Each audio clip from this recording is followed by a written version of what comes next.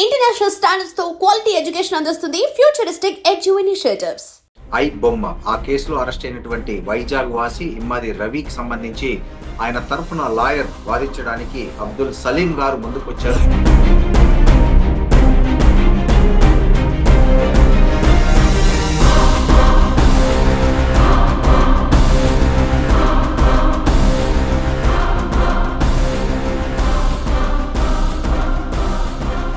నమస్తే, welcome to I dream media. నేను మీ రొద్దం శ్రీనివాస్. ఇవాళ తెలుగు రాష్ట్రాలతో పాటు దేశవ్యాప్తంగా అంతర్జాతీయంగా ఏదైతే సంచలనం సృష్టించినటువంటి పైరసీ కేసు ఉందో అది ఐ బొమ్మ. ఆ కేసులో అరెస్ట్ అయినటువంటి వైజాగ్ వాసి ఇమ్మాది రవికి సంబంధించి ఆయన తరఫున లాయర్ వాదించడానికి అబ్దుల్ సలీం గారు ముందుకొచ్చారు. ఆయన గతంలో కూడా ఇలాంటి ఏదైతే క్లిష్టమైన కేసులు వాదించడంలో ఆయన ఒక ప్రత్యేకత చాటుకున్నారు. అలాంటి సలీం గారు ఇవాళ మన ఐ డ్రీమ్ మీడియాతో మాట్లాడడానికి ముందుకొచ్చారు. నమస్తే సలీం గారు. నమస్తే నమస్తే శ్రీనివాస్ గారు, నమస్తే. సార్ సలీం గారు, మీరు ఏదైతే పైరసీ కేసు ఉందో తెలుగు రాష్ట్రాలకు సంబంధించి సినిమాలకు సంబంధించిన కేసు తరలో అరెస్ట్ అయి ఇప్పుడు రిమాండ్ లో ఉన్నటువంటి ఇమ్మాది రవి తరఫున కేసు వాదించడానికి వచ్చారు. సార్ ఏంటి మీ మోటో ఏంటి? అంటే మీరు ఇండివిజువల్ గా ఈ కేసు వాదించాలనుకున్నారా, లేదా వాళ్ళ ఫ్యామిలీ నుంచి ఏదైనా రిక్వెస్ట్ వస్తే మీరు ఈ కేసులో ఇన్వాల్వ్ అయ్యారా? ఫస్ట్ ఆఫ్ ఆల్ లేదు, నేను ఇండివిజువల్ గానే వాదించడానికి ఈ కేసుకు ముందుకు వచ్చాను. వాళ్ళ ఫ్యామిలీతో ఏ రిక్వెస్ట్ రాలేదు. నేనే వెళ్ళి వాళ్ళ ఫ్యామిలీతో మాట్లాడాను. వాళ్ళ ఫాదర్ తో మాట్లాడి ఈ కేసు నేను వాదిస్తున్నాను సార్. ఏమంటున్నారు సార్ వాళ్ళ ఫ్యామిలీ మెంబర్స్ మీకు ఈ కేసుకు సంబంధించి? ఐబొమ్మ రవి ఫాదర్ ఒక్కడే వైజాగ్ లో ఉంటాడు. ఆయనతో మాట్లాడాను. ఆయన లేదు సార్, మీ పుణ్య పని చేయండి, మీ దేవుడు మీకు కృపా చేస్తారని చెప్పాడు. ఆయన గాడ్ లైన్స్ లా ఉంటాడు. Is the die hard to fan to Narendra Modi and is a hard worker for the BJP. ఓ, ఇమ్మాది రవి వాళ్ళ నాన్న బీజేపీ యాక్టివిస్టా? ఎస్ ఎస్ ఎస్ ఎస్ జై బీజేపీ అని వాళ్ళ ఇంట్లో పెద్ద బోర్డు ఉంది, ఇంట్రెస్ట్ లోనే ఉంది. మరి ఈ కేసులో ఎవరు ఆయన ఆయన ఎవరిని బీజేపీ వాళ్ళని కానీ ఎవరిని అప్రోచ్ కాలేదా? లేదు సార్, కాలేదు. చాలా ఇన్నోసెంట్ ఉంది సార్. ఎవరైనా ఇప్పుడు అప్రోచ్ అయితే మరి ఫస్ట్ ఏదో చేతిలో లడ్డు పెట్టాలి కదా ముందు లాయర్కి. Okay, okay. ఆ విషయంలో ఆయన ఏదో చిన్న పెన్షన్ వస్తుంది, దాని మీద ఆయన జీవిస్తున్నారు. సార్ ఇది పైరసీ కేసు. ఇది దీంట్లో వేల కోట్ల రూపాయల సినిమా ఇండస్ట్రీకి సంబంధించిన నష్టం వాటిల్లిందని చెప్తున్నారు. పెద్ద పెద్ద హీరోలు, యాక్టర్లు అందరూ ఇన్వాల్వ్ అయి ఉన్నారు. సో ఇట్లాంటి కేసు ఇది చట్టవిరుద్ధమని తెలిసి కూడా మీ అంతకు మీరు ఈ కేసు వాదించడానికి ముందుకు రావడానికి గల ప్రధాన కారణం ఏంటి? ప్రేరణ ఏంటి మీకు? First of all feel your self my sir. I'm a criminal lawyer. Criminals కి లాయర్. ప్రతి క్రిమినల్ కేసు కి నేను లాయర్. Okay, okay, okay. ఇది కాన్స్టిట్యూషనల్ గ్యారంటీ. ఇది constitutional guarantee and fundamental right for the every accused. This is the actual. చాలా మంది ఏం ఊహించుకుంటారా, ఆ క్రిమినల్ కి లాయర్ వస్తారా అదంటే అది ఫండమెంటల్ రైట్ అవుతుంది. ప్రతి ముద్దాయికి ఒక లాయర్ ఉండాలి. అది ఫండమెంటల్ రైట్. అది కాన్స్టిట్యూషనల్ గ్యారంటీ. ఆర్టికల్ 22 క్లాస్ 1 లా రాజ్యాంగంలో రాసింది ప్రతి ముద్దాయికి ఒక లాయర్ ఉండాలి అని. ఎందుకంటే పాతకాలంలో అలా లేదు కదా, నువ్వు వస్తావా అని భయపెట్టింది. అలా కాదు, ఇప్పుడు కాన్స్టిట్యూషన్ రాయడు. ప్రతి క్రిమినల్ కేసుకి ఒక లాయర్ ఉండాలి, ప్రతి అక్యూజేషన్ ఒక లాయర్ ఉండాలి. అది రూల్ ఆఫ్ లా, అది కాన్స్టిట్యూషన్ గ్యారంటీ. ఇది ఉంది. సో దాని మీద ఆ కాన్స్టిట్యూషన్ లో ఉన్న గైడ్ లైన్స్ ప్రకారం నేను అప్రోచ్ అవుతున్నాను. వాళ్ళకి ఏ న్యాయం చేయాలి, వాళ్ళకి ఏ లీగల్ ఎయిడ్ చేయాలి అది. సార్ సమాజంలో ఏముందంటే, we do not hate criminals, we hate crime. మనం క్రైమ్ ని హేట్ చేయాలి. ఇప్పుడు కరోనా వచ్చిందని మీకు నేను హేట్ చేయరాదు, కరోనాని మనం హేట్ చేయాలి. అవునా కదా? ఏదో సిక్ అయిందని అనుకో, డాక్టర్ మీకు హేట్ చేయడు. He try to reduce your sickness. This is the duty of the lawyer అని నేను మీకు కన్విన్స్ చేస్తున్నాను సార్. ఏమంటారు మీరు చెప్పండి సార్. న్యాయవాదిగా మీరు బానే ఉంది. ఒక వ్యక్తిగా మీరు రవి చేసింది తప్పనుకుంటున్నారా, ఒప్పనుకుంటున్నారా? నేను వ్యక్తిగా కూడా మాట్లాడాను, మీకు న్యాయవాదిగానే మాట్లాడతాను. ఆ యాంగిల్లోనే నేను చెప్తాను. అంతే కదా, వ్యక్తిగా మాట్లాడితే మరి పర్సనల్ ఇష్యూస్ అయిపోతుంది. అది వ్యక్తిగా మాట్లాడాలి, మరి రిలీజియస్ ఫీలింగ్ గా మాట్లాడాలి, రిలీజియస్ ఫీలింగ్ గా మాట్లాడాలి, మానవత్వంగా మాట్లాడాలి. అవును కదా, ఆర్థికంగా మాట్లాడే చాలా ఇది ఉంటది. Okay, okay, okay. Sir Salim గారు ఒక విషయం చెప్పండి. ఇప్పుడు రవి మీద మోపిన చట్టాలు మీరు ఈ పాటికే మీరు దాన్ని చదివి ఉంటారు. ఎఫ్ఐఆర్ చదివి ఉంటారు. అంతా అవును, ఓకే. అవును. ఈ ఈ కేసును మీరు ఎలా డీల్ చేయబోతున్నారు? లేదు, అవి మీరు చెప్పింది వైలబుల్ పాయింట్. అది చాలా సింపుల్ చట్టాలు ఉన్నాయి. పెద్ద గ్రేవియస్ హట్ చట్టాలు కాదు. అది 420 ఉంది, ఐటీ యాక్ట్ ఉంది, కంపెనీ యాక్ట్ ఉంది. అవి అన్ని below 7 years, 2 years, 1 year, 6 month శిక్ష పడే చట్టాలు ఉన్నాయి. మనకి చట్టాల గ్రేవియస్ హట్ అంటే person go to be hang or life imprisonment. That is the grievous hurt. ఇది సింపుల్ చట్టాలు. సో మన సో దాంట్లో అంత గ్రేవిటీ లేదు సార్. అంటే ఇప్పుడు ఇప్పటి వరకు మోపిన ఇంకా యాడ్ చేసే అవకాశం ఉందా దీనికి సంబంధించి? లేదా ఇప్పుడు ఎఫ్ఐఆర్‌లో ఉన్న చట్టాలే కంటిన్యూ అయితాయా? యాజ్ పర్ లా ప్రకారం మీ యాజ్ పర్ లా ప్రకారం ఉన్న చట్టాలే కంటిన్యూ అవుతుంది. కానీ పోలీసు వాళ్ళు కావాలని ఇబ్బంది పెట్టాలని వేరే ఏదైనా యాడ్ ఆన్ చేస్తారు. అంటే ఓకే. అతనికి బయట రాకుండా చేయాలని వాళ్ళు ఏదో ఏమంటారు, add and alter memo file చేసేసి వేరే చట్టాలు కూడా యాడ్ చేస్తారు. సో నేను ఇప్పుడు ఇ దాంట్లో మనకు ఎక్స్పీరియన్స్ ఉంది. పోలీసు కూడా అలానే దాన్ని వివరిస్తారని నేను చెప్పాను. సార్ సలీం గారు మీరు ఈ ఎప్పటి లోపల బెయిల్ వస్తుందని భావిస్తున్నారు రవికి? ఇప్పుడు మీరు ఈ కేసులన్నిట్లో మీరు ఇప్పుడు ఎప్పుడు కోర్ట్‌లో బెయిల్‌కు ఎప్పుడు అప్లై చేయబోతున్నారు? లేదు, బెయిల్ ఆల్రెడీ అప్లై అయిపోయింది. ఇప్పుడు పోలీస్ ఓకే. కస్టడీలో ఉన్నాడు రవి. పోలీస్ కస్టడీ ఫినిష్ అయిన తర్వాత అతనికి బెయిల్ వచ్చేస్తాయి. Actually is all bailable cases. Immediate గా బెయిల్ ఇవ్వాలి. మినిమం ఒక 7 days, 15 days లో బెయిల్ వస్తుంది. మాక్సిమం అంటే 1 month ఆర్ 2 months. దానికంటే ఏం లేదు. సో మీరు ఆల్రెడీ బెయిల్‌కి అప్లై చేసేసారా రవి తరఫున? బెయిల్ అప్లై ఎప్పుడు చేశారండి? 2 days అవుతుంది ఈ రోజు. 2 డేస్ అవుతుంది. ఎక్కడ హైదరాబాద్‌లోనే అప్లై చేశారా? హైదరాబాద్ మెట్రోపాలిటన్ కేసులో చేశాడు, నాంపల్లి. ఓకే. ఓకే. మీకు పోలీసుల నుంచి ఏ విధమైన సలహాలు, సూచనలు ఇట్లాంటివేమి రాలేదా? ఈ కేసు వాదిస్తున్నందుకు? లేదు, రాలేదు. వాళ్ళు అది కూడా చేయరు. ఏదైనా మనం ఓకే. కౌంటర్ చేస్తే వాళ్ళు అడుగుతారు, ఏ కౌంటర్ కాపీ ఇవ్వండి, మనం కూడా కౌంటర్. సో అది ఏమంటారు, హెల్తీ రిలేషన్షిప్ ఉంటుంది. మనం ఎనిమిటీ ఏముండదు. ప్రొసీజర్ ఆఫ్ లాకి ఫాలో అవుతున్నాం అలా. మీరు ఇప్పటి వరకు రవిని కలిసారండి? కో కోర్టు రవి నుంచి కలవలేదు. లేదు, కలవాలి. నిన్న మొన్న వెళ్ళి జైలు కలవాలనుకున్నా, కానీ ఇప్పుడు కస్టడీలో ఉన్నాం కదా, ఈజీగా ఉంటుందని ఈ, రేపు వచ్చి ఇక్కడ నేను కలుస్తాం సార్. అంటే రేపు పోలీసులు పర్మిషన్ పెట్టుకున్నారా కలవడానికి రవిని? లేదు, లేదు, అది రూల్ ఆఫ్ లా ఉంది. ప్రతి కస్టడీలో ఉన్న పోలీస్ కస్టడీలో ఉన్న ఆ ముద్దాయికి లాయర్ సమక్షంలో విచారించాలి. లాయర్ కి పర్మిట్ చేయాలి. అది సో ఇప్పుడు 41D. పోలీసులు ఇప్పుడు ఈ తెలంగాణ పోలీసులు మీ సమక్షంలో విచారించబోతున్నారా రవిని? లేదు, ఆల్రెడీ ఇద్దరు లాయర్స్ ఉన్నారు దాంట్లో. వాళ్ళ సమక్షంలో విచారిస్తున్నారు. జస్ట్ నేను ఓకే. యాడ్ అయిన అవుతున్నాను దాంట్లో. ఎవరండి ఆ ఇద్దరు లాయర్లు? శ్రీకాంత్ గారు ఉన్నారు, భార్గవ్ గారు ఉన్నారు. ఓకే. ఎవరు హైర్ చేశారు వాళ్ళని? నేను చెప్తాను. I will reveal last later. అవునా? ఇప్పుడు చెప్పకూడదా? అరే, ఇప్పుడు ప్రతి దానికి చెప్పాలి కదా. మన ఆ! ట్రేడ్ సీక్రెట్ కూడా ఉంటాయి అడ్వకేసీలో. సో ప్రివిలేజెస్ ఉంటాయి, అది చెప్పు. ఓకే. ఈ రవికి సోషల్ మీడియాలో గాని, ప్రజల్లో పబ్లిక్‌లో గాని చాలా విపరీతమైన మద్దతొస్తుంది. కరెక్ట్. దీన్ని షూర్. ఇది కేసు మీద ఏమైనా ప్రభావం చూపే అవకాశం ఉందంటారా? లేదు, court never consider any sentiment or public opinion. Court consider only fact of the case. Okay. చేసావా చేయలేదు అంతే. అదే పబ్లిక్ పబ్లిక్ పల్స్, పబ్లిక్ నాడి అది నడవదే. అది అంత బయట. అది హీరో వర్షిప్ అంతా బయట. ఓకే. సార్ ఇప్పుడు మీరు చూసారు అక్కడ సజ్జనార్ గారు సినిమా వాళ్ళను పక్కన కూర్చోబెట్టుకొని ఈ కేసులో మాట్లాడారు. ప్రెస్ మీట్‌లో మాట్లాడారు. చట్ట ప్రకారం దాన్ని కరెక్ట్ అనొచ్చా? రూల్ ఆఫ్ లా ప్రకారం ఏముందండి? అది రూల్ ఆఫ్ ప్రకారం పోలీస్ మాన్యువల్ చదవాలి దాని ప్రకారం. కానీ procedure of law, every Indian is a police, every police is Indian. ఒక మానవత్వంగా, ఒక హెల్తీ రిలేషన్షిప్ లో కూర్చొని మాట్లాడవచ్చు. దానికి ఏది లేదు. ఓకే. దాన్ని కన్సిడర్ చేయాలి. ప్రతి దానికి అబ్జెక్షన్ చేయాలి, ప్రతి దాని మీద క్రిటిక్స్ చేయాలి. అది చాలా బాధాకరం. ఇప్పుడు విక్టిమ్ ఎవరున్నారు? ఫిలిం ఇండస్ట్రీ ఉన్నారు. ఏదైనా బాధ అయితే కంప్లైంట్ ఎవరికి ఇస్తారు? పోలీస్కి ఇస్తారు. సో వాళ్ళు కూర్చొని మాట్లాడు. మరి ఎవరి మీద అలిగేషన్ వస్తే లాయర్ ని పెట్టుకుంటారు. అవును కదా. మన ఇండియన్ డెమోక్రసీలో సపరేషన్ ఆఫ్ పవర్స్ ఉంది. సపరేషన్ పవర్స్ కి అందరు ఇవ్వాలి. నేనే లాయర్, నేనే పోలీసు, నేనే జడ్జి ఉండదు కదా. సో సపరేషన్ పవర్, అది బ్యూటీ ఆఫ్ డెమోక్రసీ. సో దాన్ని కూడా మనం ఇది చేయాలి, దాన్ని వెల్కమ్ చేయాలి.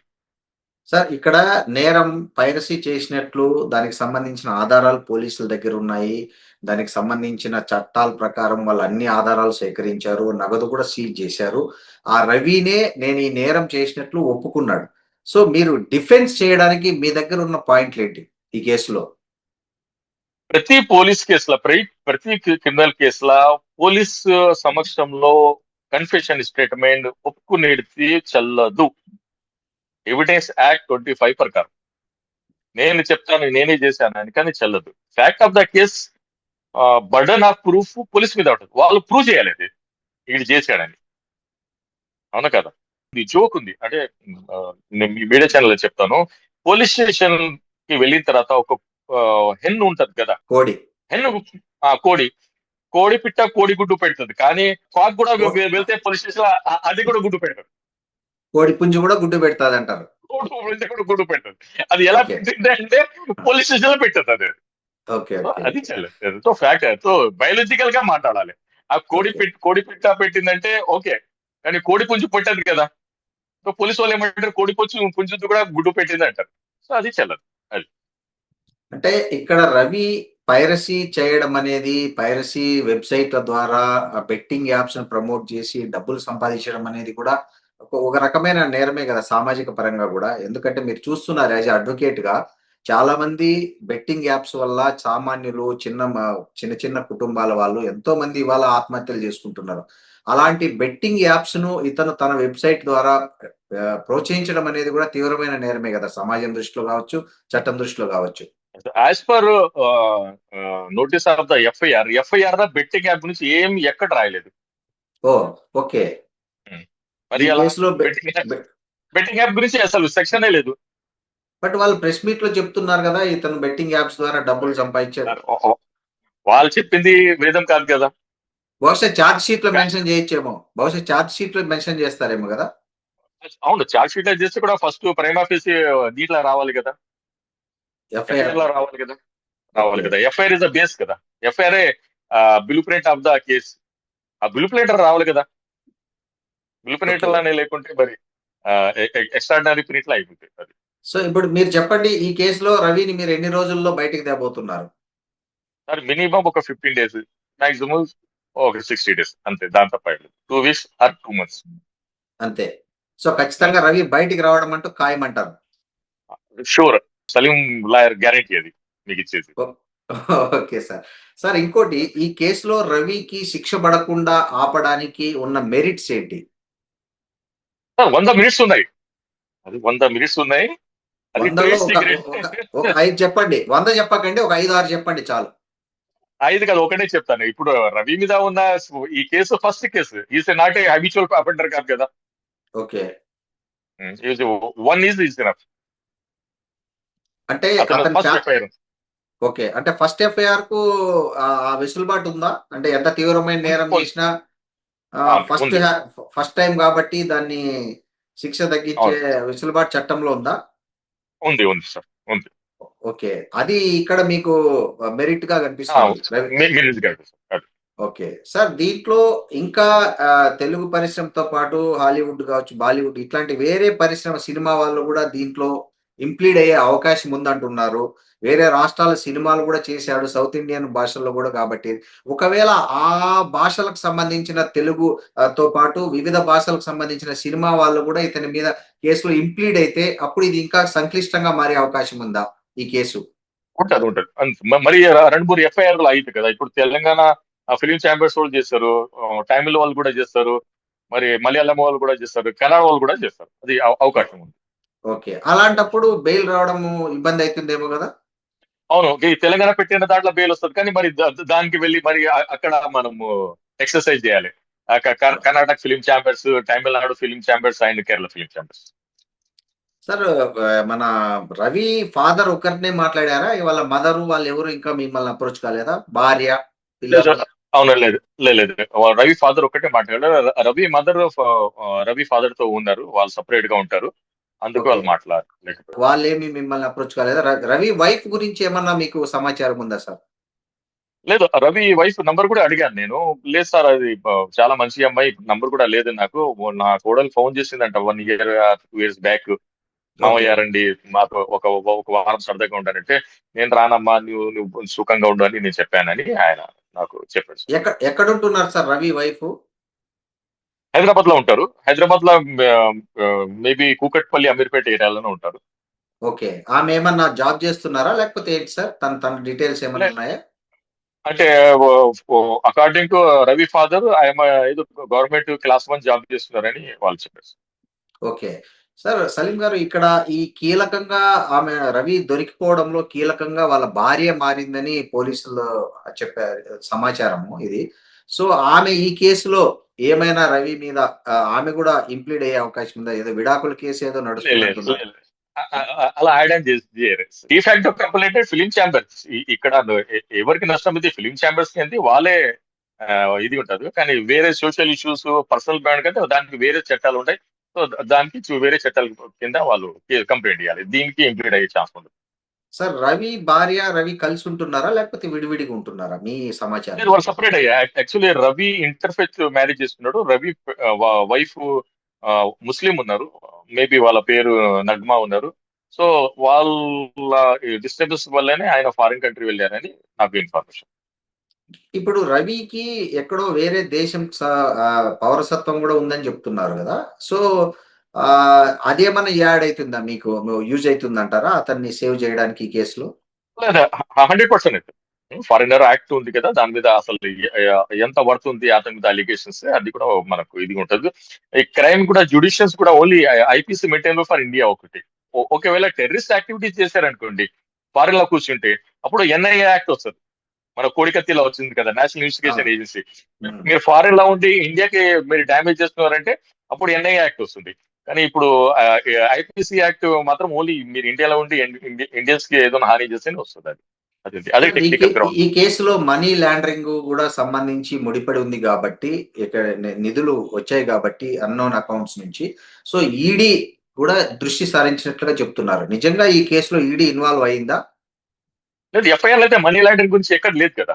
ఆయన ఓకే. ఎవరు మనీ తీసుకొని మనీ లాండరింగ్ చేశారు? బెట్టింగ్ అతను ఆ యాప్స్ నుంచి. వెబ్సైట్ హ్మ్. బిట్టింగ్ యాప్ సెక్షన్ ఆఫ్ కూడా లేదు కదా. ఆయనకు వచ్చింది ఏ యాడ్ నుంచి వస్తాయి కదా, ఆ ఐబొమ్మ వెబ్సైట్ లో. సో దాని నుంచి ఇన్కమ్ వచ్చింది, అంత తప్ప ఏం లేదని నేను మీకు ఇది చెప్పాను. సార్ ఒకవేళ 20 రోజుల్లో బెయిల్ రాకపోతే 2 మంత్స్‌లో బెయిల్ రాకపోతే ఏంటి సార్ పరిస్థితి? రవికి మీరు నెక్స్ట్ ఫర్దర్ స్టెప్స్ ఏం చేయబోతున్నారు? దాంట్లో హైకోర్టు ఉంది, సుప్రీం కోర్టు ఉంది, ఓకే. అక్కడ వరకు కూడా వెళ్తారు.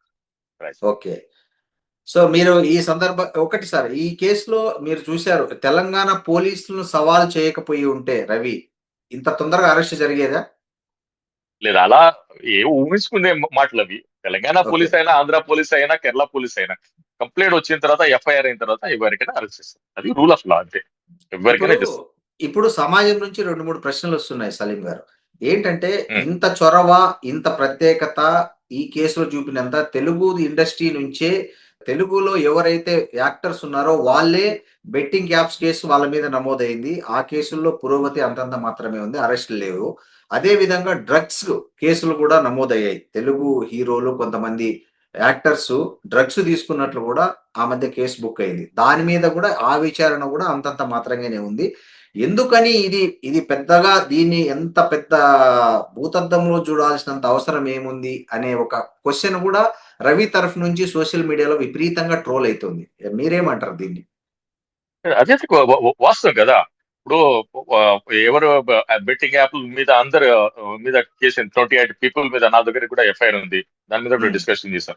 మరి అప్పుడు వాళ్ళతో సాఫ్ట్ గా డీల్ చేస్తారు, ఇతరులతో హార్డ్ గా డీల్ చేస్తున్నారు. అంటే సమాజంలో ఇద్దరు సినిమా హీరో అయినా సినిమా వ్యూవర్ అయినా రెండు కండు లాగా ఉండాలి కదా. Every persons equal before law కదా. అవును. సో సో అది అండ్రెస్ట్ ఉంటది కదా, అండ్రెస్ట్ ఉంటేనే ఇది. అంటే పోలీసులు ఈ సెలబ్రిటీల విషయంలో ఒకలాగా, సామాన్యుల విషయంలోగా ఒకలాగా ట్రీట్ చేస్తున్నారని భావిస్తున్నారా మీరు? 100% భావిస్తారు సార్, 100% భావిస్తారు. ఇప్పుడు మీరు ఇండస్ట్రీలో ఎంత డ్రగ్ ఇది ఉంది, ఎంత ఆ మాఫియా ఉంది అక్కడ. సో దాని మీద మీరు అంత ఏమంటారు హుషారుగా స్పీడ్ గా ఇది చేయరు అని ఒక సామాన్యుడుగా అదే ఆలోచించేసారు సార్. అది అది. సలీం గారు, ఒక విషయం చెప్పండి. ఇప్పుడు డబ్బు లేకుండా ఎవరు ఏ పని చేయరు. అవును అలాంటిది మీరు ఇంత పెద్ద సెన్సేషనల్ కేసులో ఎందుకు ఫ్రీగా చేయడానికి ముందుకొచ్చారు? సార్ నా ఫీలింగ్ ఏముందంటే ఇప్పుడు నేను తీసుకుపోయి 5 lakhs నేను తిరుపతి హుండీలో వేసాను అనుకో, అది ఒక మనశ్శాంతి. కానీ నేను 5 lakhs ఇటువంటి కేసుల మీద పెట్టాను అనుకో, అది ఒక మనశ్శాంతి. సో నా మనశ్శాంతికి, నా కాన్షియస్ కి నేను సాటిస్ఫై చేయడానికి ఇది చేస్తాను. దాని తర్వాత ఇంకా దీని బ్యాక్గ్రౌండ్ లో ఏ మోటివేషన్ ఉండదు. కోడికత్తి కేసు అంతేనా? చూసారు, హ్మ్. అంతే అంతే తప్ప అయ్యలేదు సార్. ఇప్పుడైతే మీరు నన్ను అడుగుతున్నారు, సో ఎన్ఐఏ కేసులో అయితే ఎన్ఐఏ ఆల్ యాంగిల్ నన్ను విచారించారు. వాళ్ళు ఏదైనా ఎన్జిఓ ఫండింగ్ ఇస్తారా అంటే కూడా చూశారు, కానీ ఒక్క రూపాయి ఎవరు నాకు ఇయ్యలేదు.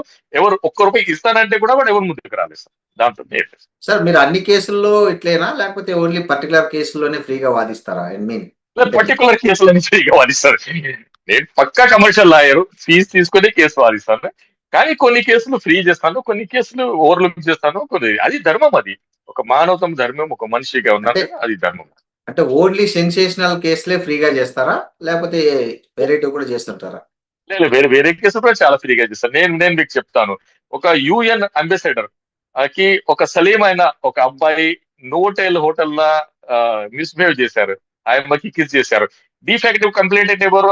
రాజ్నాథ్ సింగ్, ఇప్పుడు డిఫెన్స్ మినిస్టర్ ఉన్నారు కదా, ఆయన అప్పుడు హోమ్ మినిస్టర్. ఆ అతనికి పికప్ చేసిన ఆఫీసర్ ఎవరు? ఠాకూర్ గారు, డీజేపీ. ఆ అబ్బాయికి కూడా నేను బెయిల్ చేశాను. ఓకే. సో అది లైమ్ లైట్ లో రాలేదు. ఇటువంటి కేసులు లైమ్ లైట్ లో వస్తున్నాయి. ఆ అబ్బాయి కూడా he's belongs to Dalit Samaj. ఆయన ముస్లిం గా కన్వర్ట్ అయ్యారు, సలీం అని పేరు పెట్టారు. సో ఆ సానుభూతిలో కూడా ఆయనకు నేను హెల్ప్ చేశాను. ఈ రోజు కూడా ఆయన రోజు నాకు సలాం చేశారు. ఓకే.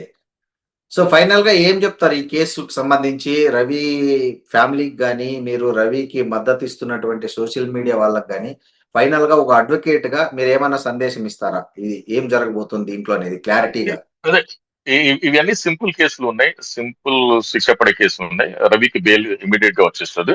రవికి ఏ, ఈ కేసు వల్ల సమాజంలో బాగా అవగాహన వచ్చింది. ఒక బీద ఫ్యామిలీ ఒక సినిమా చూడాలంటే 5,000 ఖర్చులు అవుతున్నాయి.